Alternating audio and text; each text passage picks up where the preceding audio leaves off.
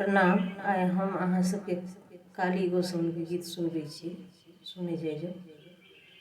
काली दुआरे पर अड़हुल गछिया, हे मैया फड़े फूल लोबुदल डार, हे उतराई राजा सजे सुगा एक आउल, हे मैया बैसल सुगा अड़हुल गाछ, हे फलो नै खाइ छै सुगबा फूलो नै खाइ छै, हे मैया डर पाता केलसका चून, हे घर पछुअर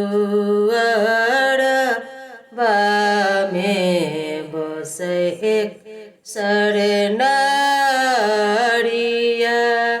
हे सरनरिया सुगबा के लिया नेब झाई, हे एक सर जोड़ल सरनरिया दुई सर जोड़ल, हाउ बाबू तेसर सारा सुगा उड़ी जाई, हे सुगबो जे रही तैसर नरिया जाले बजी जयतै, हे सरनरिया एहो चातिन घर के गोसाउन,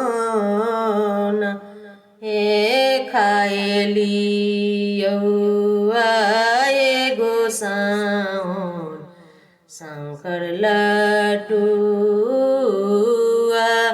हे मैया पीबी लियौ खुआ औटल दूध, हे हम नहीं खेबौ रे सेवक शंकर लड्डुआ, नहीं पीबौ खुआ औटल दूध, हे रंथा गोरा खुजल रे सेवक जेबै बड़ी दूर रे।